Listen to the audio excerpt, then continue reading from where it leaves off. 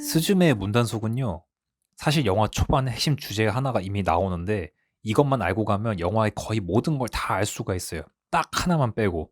맨 처음 미미즈가 나와서 이걸 막으려고 문을 닫는 부분이 그건데 여기에 사실 모든 게 있습니다. 미미즈는 오래전에 사라지고 없는 폐허 속에서 보통 나오죠. 그리고 여기는 이제 예전과 같은 장소가 더는 아니에요. 그리고 문을 잠글 때 들리는 목소리가 있죠. 이곳에서 살았던 사람들의 행복했던 추억들이 들리면서 자물쇠가 생겨요. 이제 이것만 하면 끝납니다. 영화 다 봤어요. 감독이 여기서 던지는 첫 번째 메시지는 이 한 문장이면 끝납니다. 돌아올 수 없는 상실의 슬픔.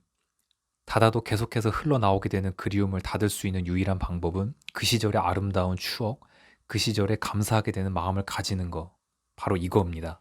이걸 알고서 보면 이제 유석, 사다이진, 그리고 다이진 이것까지 이해가 돼요.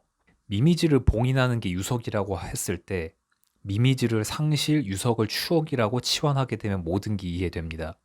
처음에 다이지는 삐쩍 말랐다가 스즈메가 보살펴주면서 다시 살이 붙죠. 생기가 나요. 근데 소타가 차가운 유석이 되고 다이진한테 사라지면 좋겠다고 스즈메가 말하니까 다시 말라버렸죠. 이건 상실을 덮을 수 있는 유일한 방법인 행복한 추억을 차갑게 대한다라는 의미인데요. 처음 유석을 만졌을 때 스즈메가 차갑다고 했던 거, 그리고 유석이 된 소타가 차가운 얼음으로 변해버리는 것도 이런 겁니다. 이걸 더 직접적으로 알려주는 게 어머니가 만들어준 의자입니다. 이 의자를 처음 받았을 때 스즈메가 그렇게 얘기하죠. 평생 소중히 하겠다고 약속을 했었는데 어느 날 문득 스즈메가 이걸 떠올리면서 언제부터 내가 이거 소중히 하지 않았었지? 라고 얘기를 하는 거. 이 부분이 차갑고 굶주린 다이진의 모습으로 표현된 겁니다.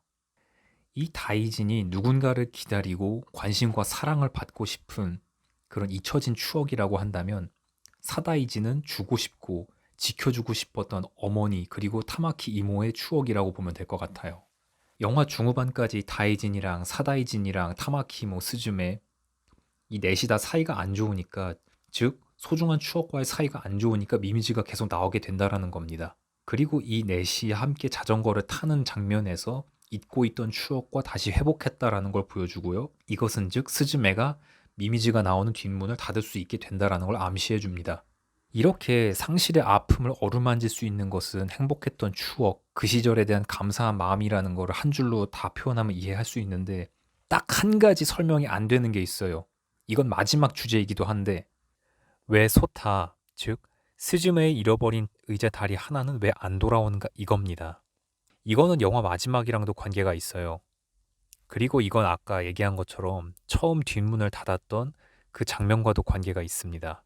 대신에 이번에는 스즈메가 이 뒷문을 열었던 관점으로 봐야 합니다. 제가 슬픔과 상식을 덮는 거가 중요하다고 여기서 얘기를 했는데 사실 이거랑 정반대로 행보로 보여주는 친구가 하나 있어요. 주인공 스즈메입니다. 뭔 소린가 싶을 수 있는데 토지시인 소타는 계속 문을 닫는 데 신경을 쓴다면 스즈메는 오히려 문을 엽니다.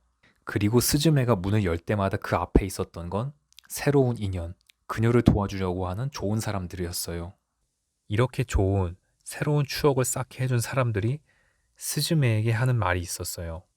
우리 모두 알 거예요. いってらっしゃい。いってらっしゃい。 이때라샤이. いってらっしゃい。 잘 다녀와입니다. 여기에 스즈메는 다녀올게라고 인사를 해주는데 그럼 그 다음 인사는 뭐여야 할까요? 당연히 다녀왔습니다겠죠. 그럼 이 마지막 인사는 어디에서 나오는지 기억하십니까? 바로 이제는 ただいま。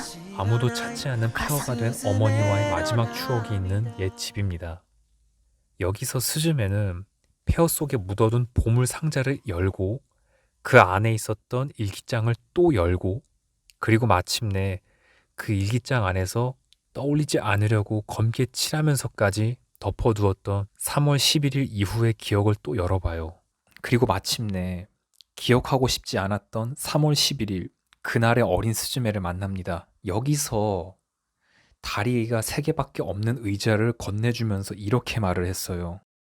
앞으로 너는 정말 착하고 멋진 사람들을 만날 거고 친구들을 많이 사귈 거고 행복하게 살 거라고. 내일의 스즈메가 여기까지 오면서 사람들을 만났던 것처럼 말이죠. 이게 다리 없는 의자랑 무슨 상관이 있냐면요. 이 의자는 사실 영화가 끝날 때까지 잃어버린 다리를 찾지 못해요. 왜냐? 어린 시절의 스즈메를 지탱해줄 의자가 다리를 영영 찾지 못하는 것처럼 아무리 스즈메가 기다려도 돌아가신 어머니를 다시 만날 수 없기 때문입니다. 다시는 찾을 수 없는 의자의 다리는 바로 그녀의 어머니인 겁니다. 그렇기 때문에 내일의 스즈메가 어린 시절의 스즈메한테 건넨 용기가 의미가 있는 겁니다. 의자가 된 소타가 처음에는 어땠나요?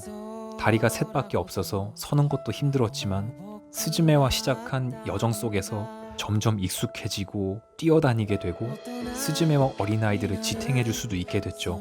혼자 엄마를 찾다가 지쳐서 쓰러진 이 가여운 아이가 지금의 스즈메가 돼서 돌아왔듯이 다리 셋뿐인 이 의자는 되찾을 수 없는 그리움 대신에 그 시절의 행복한 추억으로 돌아온 겁니다. 결국 이 영화는 울지 않으려고 열지 않고 닫아두기만 했던 슬픈 기억을 열고 아직까지도 애타게 어머니를 찾고 있던 소녀에게 슬픔 대신 행복했던 어머니와의 추억을 돌려드리는 여정을 다룬 작품이었던 겁니다.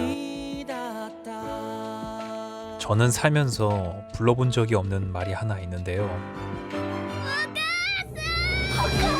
바로 어머니입니다. 저는 지금까지도 그래왔고 앞으로도 죽는 날까지 이 말을 불러볼 수가 없어요. 그래서 울면서 엄마를 찾고 또 돌아오지 않는 그분을 기다리는 아이의 모습 때문에 영상을 한번 만들어봐야겠다는 생각을 했습니다. 어린 시절의 스즈메가 앞으로 많은 일을 겪게 될 거라는 것을 내일의 스즈메는 분명 알고 있겠죠. 그리고 그 꼬마가 역경을 딛고 잘 자라줄 것도요. 스즈메가 보여준 것처럼 지금의 우리도 포기하지 않고 계속 살아간다면 먼 훗날 내일의 우리가 넌 정말 잘해왔다고 말하게 되지 않을까라는 생각을 하면서 영상 마치겠습니다. 이미 한참 뒷북인 영상 그리고 부족하기까지 한 영상 봐주셔서 정말 감사합니다.